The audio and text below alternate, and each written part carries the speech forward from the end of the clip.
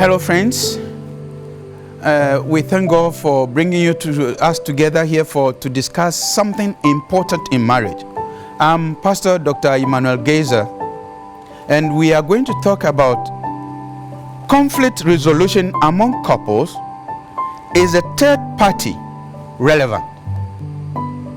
And if a third party is relevant, what will be the effect, and what should we do to avoid third parties? God bless you.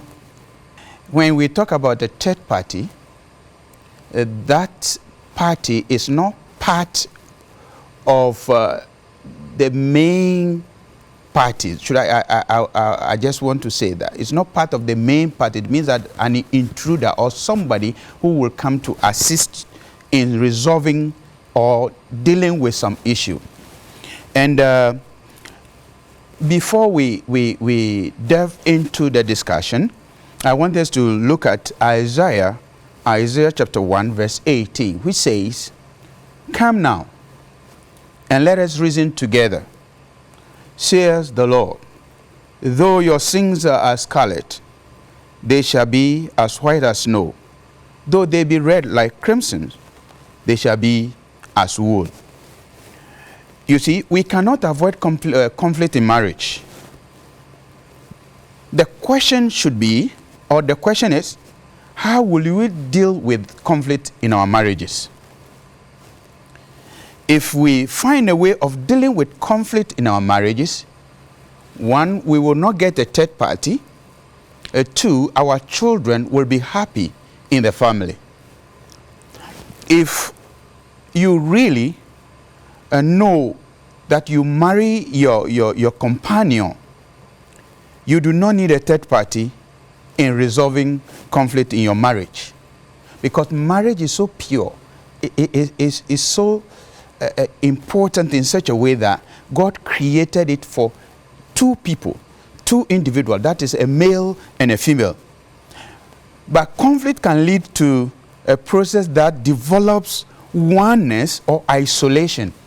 If conflict comes, either you find a solution of solving the conflict, or you go into isolation. Everyone goes to his way to make sure that he is satisfied in his own corner, which is not how God intended marriage to be. In other words, resolving conflict, that is the first key. Resolving conflict requires knowing, accepting, and adjusting to your differences. We are human beings. We all have differences. We all have certain things that we love so much. We love in such a way that we don't want anyone to come into it. But if we know and accept and adjust to our differences, we'll be able to stay together without necessarily brooding over our conflict, but find a solution to it. After being married for a while, you may have an argument, or you may have some conflict within the argument. For example, you want toothpaste to be pressed like this, or you want the children to be cared for like this, or you want the room to be put in this shape. Before you realize, you have started a conflict or argument in your marriage. These are minutest things that create so much big issues in family. And in so doing, if you identify how to know and solve your differences, these things will be nothing in the family to make a way for a third party to enter.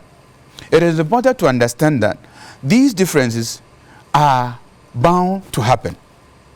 And then to accept and adjust to these differences, just like Adam and Eve. You know, Adam went wayward, Eve went her way, and when the situation came, they all came together and accepted themselves and were able to continue their personal life. Since conflict is bound to happen in our marriages, it is good to know where you come from. For example, I grew up in a village called Okurasi in the eastern region, and my wife grew up in Accra. Look at the village boy and a city girl marrying together. When we came together, we saw that there were so different things. There were different things that we discussed so that we'll be able to come together as one. If you would not be able to identify that, in my background, my training is different from her training, or her training is different from mine, what we will do is that every day we'll be arguing with things that are not necessary. And by so doing, there will be a constant conflict in a marriage. And this will affect children as well. The children will be divided. They will find their ways. Either they support mommy or they support daddy.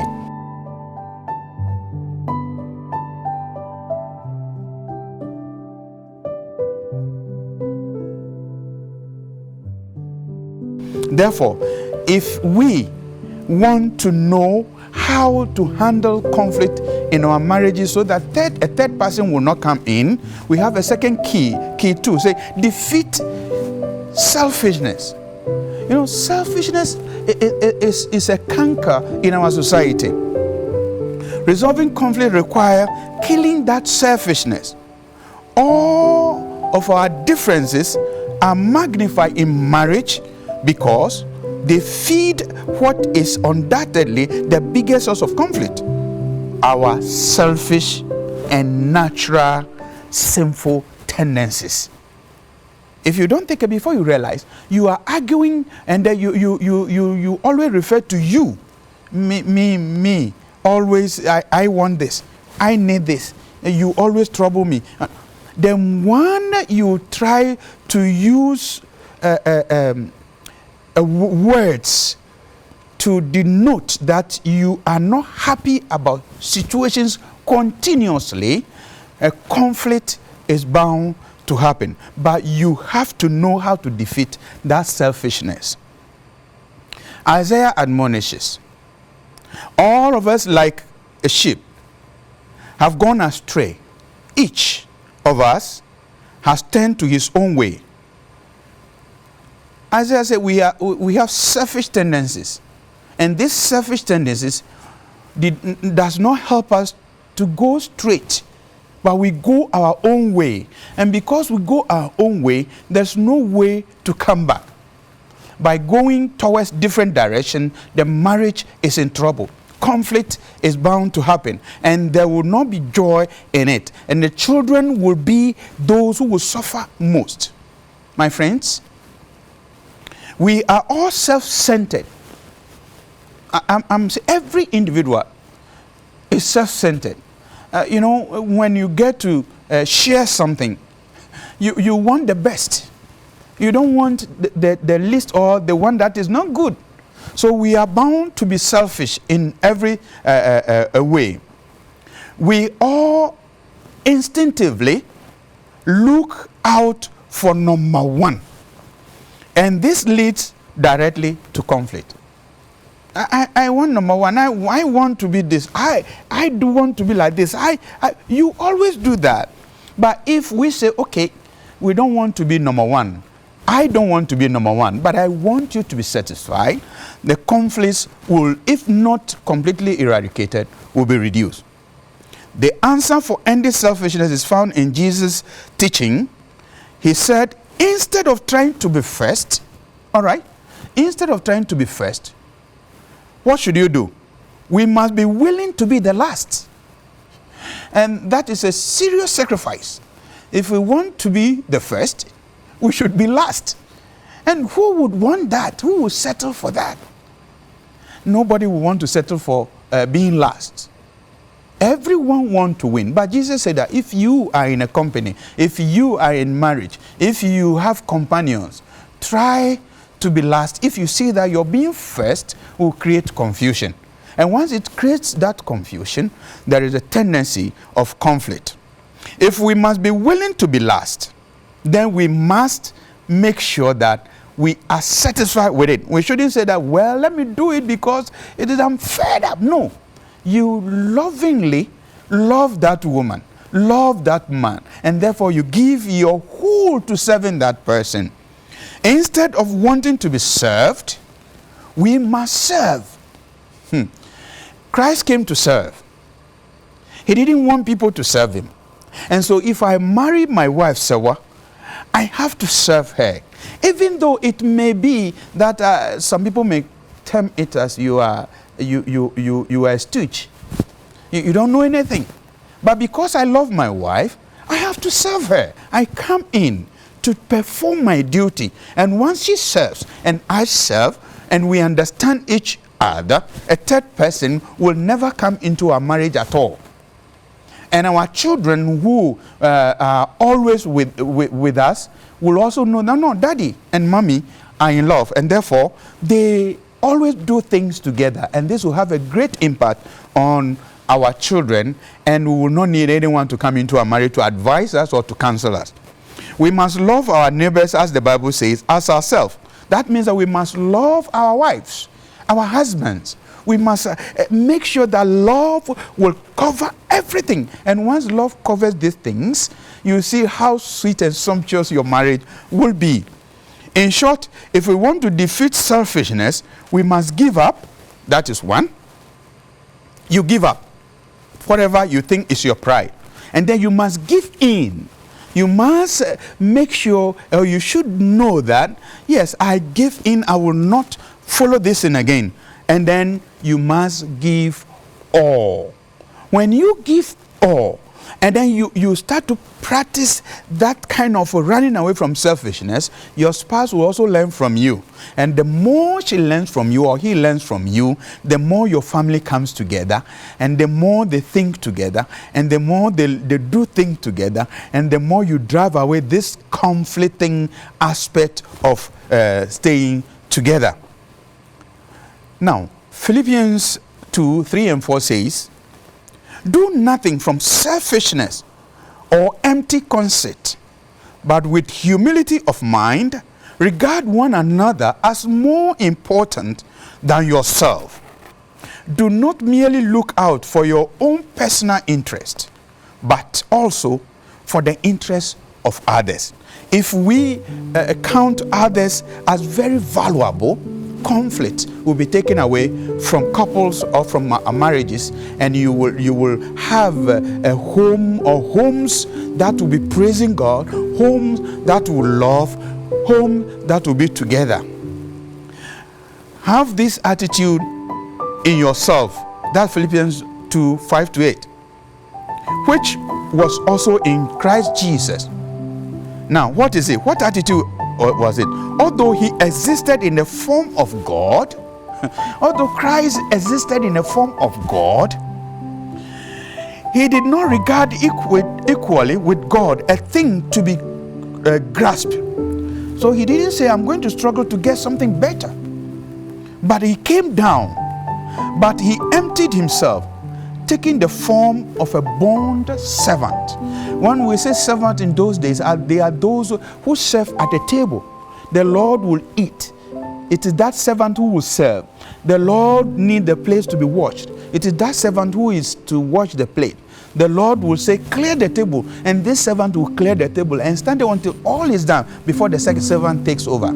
So he said that Christ became servant to us. And being made in the likeness of men, being found in appearance as a man, he humbled himself by becoming obedient to the point of death, even the death on the cross. So if Christ could humble himself in a very terrible environment, society, among people who have this kind of I first, I need this first. And Christ is able to humble himself to serve that. In our marriages, we should walk in the footsteps of the one who never errs. Friends, to experience oneness, you must give up your will for the will of another person. Give up your will. I'm not saying that be somebody who will not reason, but I give up this will so that this person can be happy. But to do this, you must first give up your will to Christ. If you don't give your will to Christ, there will always be a conflict in a marriage. There will always be no resolution at all. We will always find our selfishness growing daily in us. And then you will find it possible to give up your will for that of your spouse. If you follow Christ and you give up your life to Christ, then in your marriage also, you will be able to give up all that you think is your pride. And that will help your spouse also to emulate your character. Key 3, pursue the other person. You know, it is difficult. The Bible says that when you know that somebody has sinned against you, you rather should go to the person. The person has sinned against me. I should go to the person. In actual life of a sinful man, the one who sin must come to us. But the Bible says that we should go to the person. And the one that when you take that step, the person feels that, yes, I have done something wrong, but yet the one who is not guilty has come to me. So you go to the person. If it is possible, Romans says, 12:18 says, if it is possible, as much as depends on you, live peaceably with one another. If we live peaceably with everyone that is within us or with us and or staying with us, we will be able to enjoy our marriage. Though conflict may arise, we will be able to solve these problems, that nobody will be invited to our homes. Nobody will call us before a pastor. Nobody will call us to come and explain before those the people so that we can be able to resolve our problem. No. Don't allow Satan to gain victory by isolating you from someone you so care. Don't. Just be with God. And then when you be with God, then have a loving confrontation. That is key 4. Love your friend. And when you are presenting something to the person, just be sober. And then deal with the person gently and talk over the thing gently. And then you will see yourself doing things that you never thought you would be able to do. Have a kind attitude. When you have a kind attitude, people learn your attitude and they become like you. And then consider circumstances that certain issues will come for you to resolve. Finally, friends, if you really want to enjoy your marriage, you have to focus on being the forgiving person. You forgive people. Don't harbor things in your heart. As a couple, just forgive. When you forgive, tell Christ, please, I'm forgiving. Don't let me hang on this and destroy our marriage or destroy our home. Maintain an open and intimate love. You know, touching your wife, hugging your wife, telling her sweet thing, making sure you turn in the tie of your husband and hold the coat and make him feel big. That's when he is facing any problem, he will send you into the room and talk silently with you. Your children will never hear it, and they will never hear your conflict at all. And this is what God wants in every marriage. Therefore, if you find there's a conflict or any conflicts in your home, just give it to God. Pray over it and find these ways of dealing with them. I pray that the Lord will be with you. God will be with you. And take charge of your home, that you will never invite a third person into your home. Be an unselfish person. Serve continually. Love your spouse. And always you will enjoy your marriage. God bless you.